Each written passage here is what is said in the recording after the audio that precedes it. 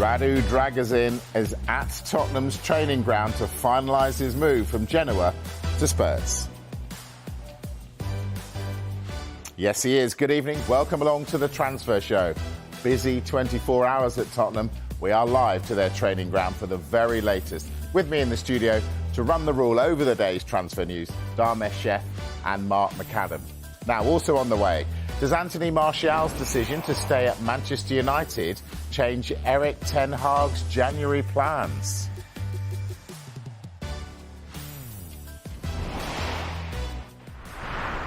Let's start, though, with Tottenham. Gary Cottrell is at their training ground and joins us now.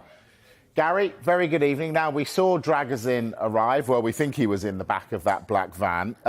Is he a Tottenham player yet, though? Yeah, he was definitely in that black people carrier. Bitterly cold night down here at the Tottenham training ground, but he'll be getting a very, very warm welcome indeed. We saw him get on a plane in a much sunnier, much warmer Genoa just before lunch. He arrived at Stansted Airport around 1 o'clock and then pulled in that people carrier at around 1:45, went straight to the hotel, the lodge, the accommodation that they have here at the training ground, where the final negotiations would have been dealt with. He'll be doing his medical as we speak, I would have thought, in the training ground. They've got the facilities in there these days. He doesn't need to go anywhere else. We saw Daniel Levy arriving about 90 minutes ago. Of course, he'll want to be involved in the final stages of this negotiation, the final stages of this deal. He only needs to sign the paperwork before midday on Friday to be involved against Manchester United on Sunday. So he's here. He's here because Ange Postecoglou wants him here. He's here because the club wants him here. He's here because he wants to be here. Most importantly, turned down, didn't he, Bayern Munich? Not for the money, say his people, but because he wanted to be at Tottenham. He wanted to be in the Premier League, and he's ready to go straight in. He's played every single game for Genoa this season and last season. Romania as well, of course. He's fast, he's talented, he's good with his head, he's good with his feet. The kind of pacey centre-back that Ange has been after, and now he's got him. And I imagine that we'll hear officially that he's signed either tonight or tomorrow morning. Gary Cottrell, live from Tottenham's training ground. Thank you, Gary. Yeah, Gary's gone. Dharmesh, right. This has gone brilliantly for Spurs, but explain how it could have all gone horribly wrong. It could potentially have gone very, very wrong for Tottenham because Bayern Munich, they were after a central defender during this transfer window. A couple of the players they were looking at were Eric Dyer from Tottenham and Dragusin from Genoa. Now, they were interested in Dragusin, but they hadn't made a bid until yesterday. And they went in with a bid that was accepted by Genoa alongside the bid that was accepted by Tottenham. So it was left down to the player. And as Gary Cottrell was explaining there, he has come to Tottenham and he's come to the Premier League because he wants to play for Tottenham. He wants to play for Ange Postecoglou. He wants to play in the Premier League. So because he's chosen Tottenham, had it gone the other way for Tottenham, he would have gone to Bayern Munich. Bayern Munich then would have had no need to go for Eric Dyer, who Tottenham want to offload before his contract is up in the summer. And Jed Spence is forming part of the deal that takes Dragusin from Genoa to Tottenham because he's going to go on loan to the Italian club. So it could have gone all wrong had he chosen Bayern Munich. However, it looks like it's all worked out now. Dragusin to Tottenham. Bayern Munich's number one choice now looks like it's going to be Eric Dyer during this transfer window. And Jed Spence looks like he will now go on loan as part of the deal that takes Dragusin from Genoa to Tottenham. Mark, was there a chance that Dragusin could have gone to Bayern? Well, we reported on the transfer show last night about that late Bayern Munich offer. And, of course, we said last night he had basically overnight to decide on his future. But what I think you've seen in this decision is that he's a man of his word. He'd spoken to Ange Postecoglou about joining Tottenham, and he wanted to stand by the decision he'd made and the conversations he'd had with the Tottenham boss. So I think that gives a real indication as to the type of character and personality he has, the fact that he wanted to remain loyal to the conversations he's had. And he said before in interviews that he'd always follow closely the Premier League. He watches the Premier League week in, week out, and always saw himself as a Premier League defender. Tottenham are getting a very versatile defender, someone that can play at right-sided centre-back, left-sided centre-back. He's even played at full-back as well, probably best suited in a back three, but he's a player that's got a great turn of pace, great profile, great energy and physique, and I think he will fit in and suit Tottenham's style of play absolutely perfectly. As for Genoa, they have done superbly well. They took the player on loan 18 months ago. They then converted that loan into a permanent signing for £5 million in the summer. 6 months later, they've sold him for in excess of 25 million. So they have done very well out of this, as well as getting Jed Spence. All right, time. We've got, what, just a few minutes into the programme, so it must be time to talk about Jadon Sancho. Darmish, is this done yet? Day 10. Is it day 10 of the transfer window? It's the 10th. It's the 10th time you've asked me if the Jadon Sancho deal is done. No, not yet. But I've said this before. It is very, very close. I've been given a rough time scale on it now. We expect it to be completed in the next 24 to 48 hours. We know that the loan and how the salary will be apportioned between Borussia Dortmund and Manchester United. That has all been agreed, the loan fee and the salary. So that would imply that Borussia Dortmund aren't paying the whole of Jadon Sancho's wages. Manchester United will be contributing to those wages. So all of that is sorted. Once the deal is finally agreed, Sancho will then be given permission to travel to Germany to take a medical. But we're expecting 24 to 48 hours that Jadon Sancho will have returned to Borussia Dortmund, and it is a straight loan until the summer. And if he performs well, this could work for all parties, because he'll come back to Manchester United with 2 years left on his contract with the option of a further year, and who knows, a market value that could go up by then. OK, so he's off for the moment. Anthony Martial staying for the moment. Mark, why?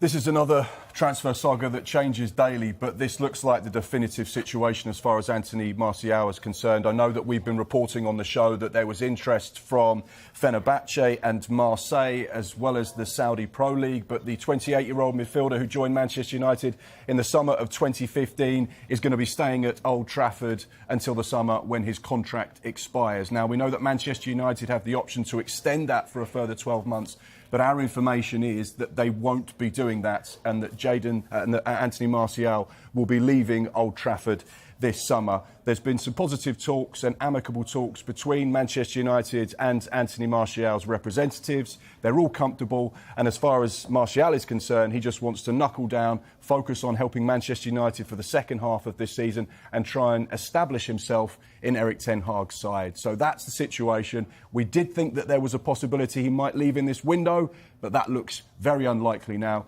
He's focused on playing for United, and he'll see what happens in the summer. Do you know what? The Martial situation intrigues me, so I want to talk more about it at 7 o'clock when we've got a bit more time. But Darmesh, his situation then at the moment is he's staying. How does that affect possible incomings at Manchester United? I don't think it necessarily does, because we've been saying, even when Martial was potentially going and potentially staying, that Manchester United might not actually do any business incoming-wise during the January transfer window. What we have said is that Erik ten Hag and the recruitment team, their eyes are very open with regard to potential incomings, but it looks like they're going to have to look at the loan market to try and bring someone in. Now, there are a couple of other players which I'm sure we'll talk about a bit later on, including Jadon Sancho. You know, you might be getting some of those wages off the bill. And, you know, you can't underestimate if you can take any kind of wages off a wage bill at a club, in particular like Manchester United, what it could do potentially when it comes to bringing players in, because you use those wages on a loan fee, on wages for someone to come in for 6 months. So as it stands, it doesn't really change the outlook individually with regard to Anthony Martial, but United continue to keep their eyes open in the market. Right, now, Fulham play Liverpool tonight, the first leg of the Carabao Cup semi-final at Anfield. Now, in the build-up to the game, Fulham midfielder João Paulinho, have I said that right? João, that's it. João Paulinho sat down with Jamie Redknapp, I can say that name, and gave a very honest answer over his future. I feel the love that the supporters have for me. It's something that I know that someday I will leave Fulham. I want to give everything. I'm always 100% professional here, and I will do my job every time that I play for Fulham.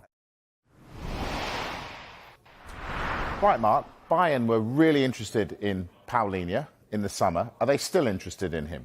Well, so interested in the summer that they'd actually agreed a deal with Fulham. He'd flown out there for his medical and it fell down in the last hurdle. So, yeah, that's how close he got to joining Bayern Munich in the summer. Do they still have an interest in him at the moment? Yes, but not significant in this window. They're currently searching for a centre-back and a right-back, of course, as Darmesh said earlier. Eric Dyer very much on their radar at the moment. They'll continue to monitor Palhinha. We know that he's a quality player and has so much potential. And let's be honest, as much as he loves his time in Fulham, at Fulham, he will be thinking, well, I got so close to Bayern Munich in the summer, I'd still like to test myself at the very highest level and play Champions League football. So therefore, you'd imagine that this interest could be revisited in the summer. There will certainly be a number of other sides, both in the Premier League and Europe, that will say, what's the situation? Is he right for us? So, yeah, not in this window, but one to watch for the summer. If you look back on that summer, I mean, we were there on deadline day when we thought it was going to happen. It was just the deadlines of the German transfer window and the English transfer window that I think effectively scuppered that deal, because the German window shut at 5 o'clock. That was effectively the deadline with regard to Fulham as well, because if Fulham couldn't have found a replacement by 5 o'clock, they couldn't risk going into the last few hours hoping that they'd get a replacement for Palhinha if he joined Bayern Munich already. And I think Palhinha, to his credit, and Marco Silva has said it as well, he was aware of that situation. And he said he's knuckled down and he's been playing well and he continues to get picked by Marco Silva. So it hasn't affected him with performances, but judging by that interview, I think he still has hopes and ambitions to go and play maybe Champions League football again in his career. Well, he's certainly good enough. All right, let's take a break. Now, when we come back, we'll show you Timo Werner settling into life at Tottenham. We've also got news on 2 in-demand strikers and more outgoings at Manchester United. That and more to come.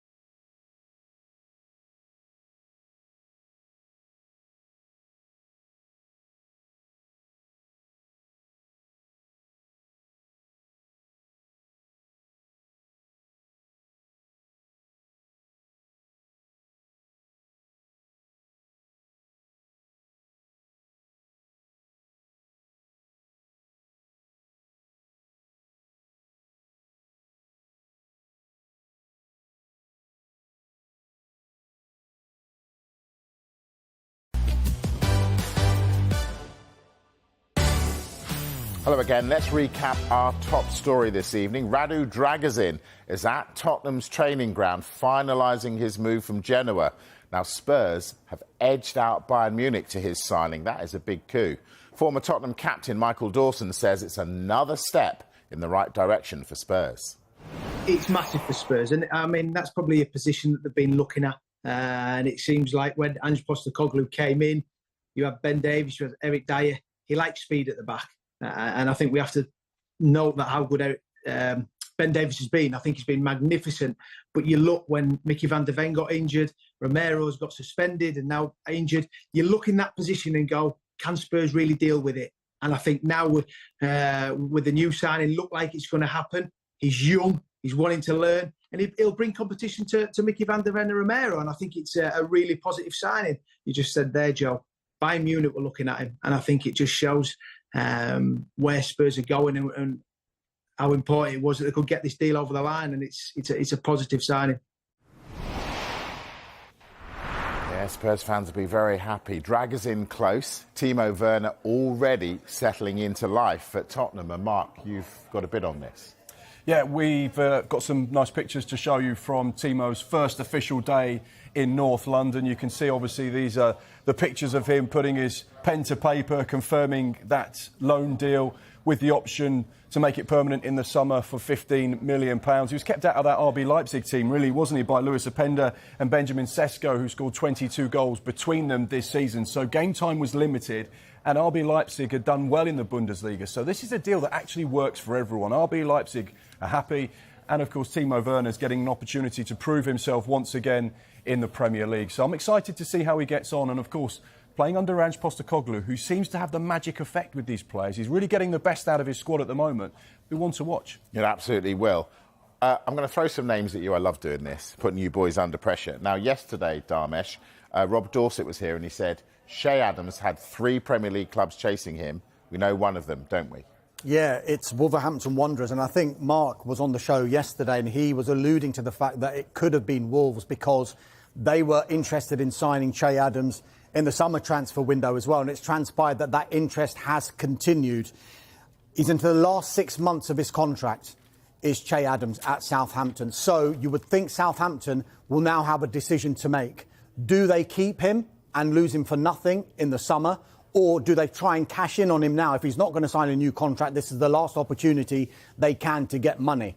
However, if you look at Southampton's position now, they are really pushing for automatic promotion again in the Championship.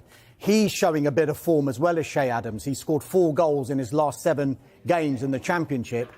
They've got to weigh this up. Is it worth keeping him and then maybe him firing Southampton to the Premier League, and the riches that come with being in the Premier League would more than offset any kind of loss they would make if they were to sell him in this January transfer window? Because I'm not sure how much Shea Adams could command just at this moment in time with just 6 months left on his contract. It's not going to be the £20-25 million that maybe Southampton were trying to quote in the last summer's transfer window. And Wolves, make no mistake about it, this is the priority position for Wolverhampton Wanderers because they've already let go Sasa Kalajic on a loan to Eintracht Frankfurt, and Fabio Silva, big money signing, just never really worked out for him, and he's gone on loan to Rangers. So they are quite threadbare in that position, so someone like Shea Adams maybe could fit the bill. And Mark, we also know that from what we heard yesterday, 2 other clubs interested, so there might be a bit of a scramble for Adams. Yeah, possibly so. He got so close to joining Wolves, and it's just a case of he obviously has thinking, well, I've got the Euros as well. I've got my Scotland future. I want to be fit. I want to be playing regularly. And I'd love to be testing myself at the very highest level, which is, of course, the Premier League. So it'd be an interesting dynamic to see what he decides is the right thing for him personally. And, of course, what Southampton want to do. They're very much in this window looking to recruit back Russell Martin and give him all the tools to put pressure on Ipswich and Leicester, who currently occupy the top 2 in the Championship. So, yeah, going to be a fascinating one to see how that plays out. OK, Danny Ings, Mark, could he be on the move? It feeds on really nicely from what Dharmesh was saying. Wolves in the market for a striker. Danny Ings could be that man. We know that both Wolves and Crystal Palace are interested in Danny Ings, but the significant thing with regards to Danny is that there are injuries at West Ham. Mikel Antonio and Jared Bowen both out at the moment. And of course, David Moyes has a great working relationship with Danny and won't want to let him go whilst there are two big concerns over two players that get West Ham goals. So therefore, this is going to be one to just watch and develop as it goes through the window. We know that there is interest. We know he's one of the highest earners at West Ham as well, so that's got to be factored in. But there will be a number of Premier League sides that will be looking at Danny Ings thinking, is he the man to fire us some goals?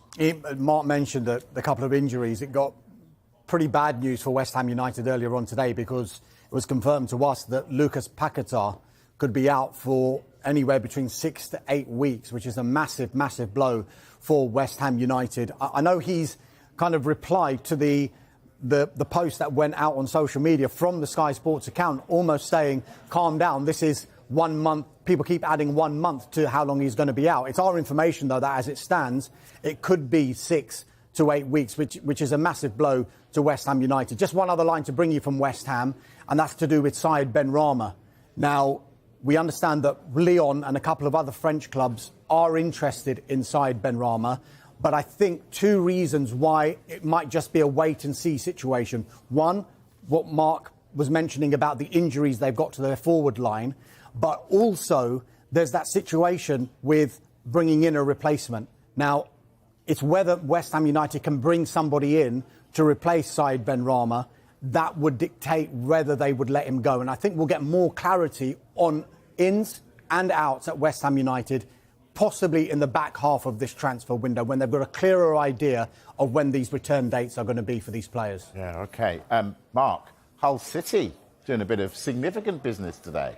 Yeah, they've taken on loan Fabio Carvalho, 21-year-old midfielder from Liverpool, and they've beaten off another of other Championship sides to capture the 6-month loan signing of him. Liam Rosenior was quoted on the Hull City website as being super excited about the player, huge talent, massive potential.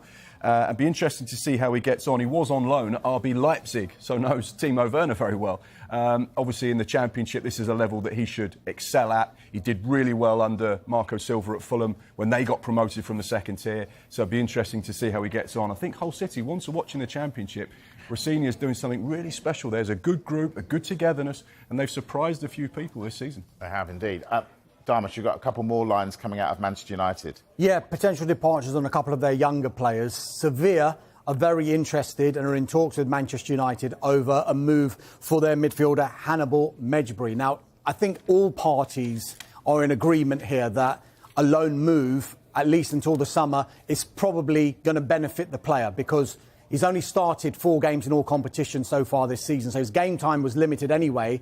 It's going to be further limited because you've got the imminent returns of players like Casemiro and Mason Mount as well. We understand that Everton are having a little look at Hannibal as well, but he's one of a number of players that they're looking at. As it stands, it looks like Sevilla would be the likely option. Now, Manchester United have covered themselves in one way because they've triggered the 1-year option in Hannibal's contract, so maybe they'll reassess his future if and when he was to go on loan and again in the summer. One other line is that PSV Eindhoven have approached Manchester United over their winger Facundo Pellistri.